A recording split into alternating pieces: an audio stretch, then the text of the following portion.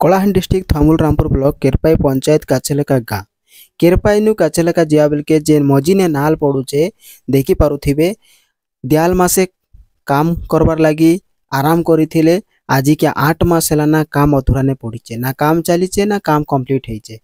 रास्ता के खुड़ी की छाड़ी देइचन जनता एरिया के हेंता ठिकादार माने भी काम करूचन ए रास्ता देकी 5 रु 6 खंड गाँ निर्भर करूचे ए गुटिए मात्र बाट केरपाई ने अच्छे सेपट पंचायत अच्छे स्कूल अच्छे एपट हॉस्टेल अच्छे काचेलेकाने पिला माने एपट हॉस्टेल रु सेपट क्लास जीवाई बहुत असुविधार सम्मुखीन करछन काहेकि जेन बाईपास रोड गोटे कराई जहाँकि गोटे छोटिया होम पाइप लगे करी से रास्ता देकरी आज गोटे घंटा वर्षा हेबा जोगु पानी तार ऊपर आड़े बही जाइए तो देखि पारुथिबे आज तार अवस्था काଣା होइचे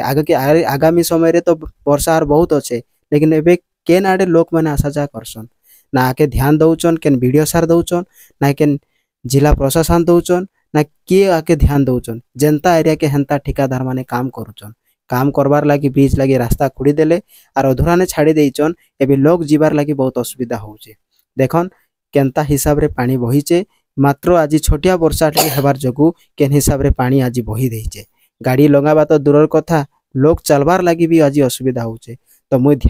निहाती कहमी जिला प्रशासन निहाती ऊपर टिके ध्यान दियन यहाँ पे भी गाँव रे अच्छे लोग अच्छन बसवास करुचन आपण एंता एरिया मान के अणदेखा करुचन आपण माने रास्ता घाट के खाली टाउन ने सजाले नहीं हुए आपण गाँ गहली रास्ता घाट के भी सजाबार लगी टिके ध्यान दियन तो एंता अवस्था रे रखिचन जे आदे वर्षा पड़बा ना एबे केंता लोग एबेटे चलबे हेटा आपण माने ही विचार करन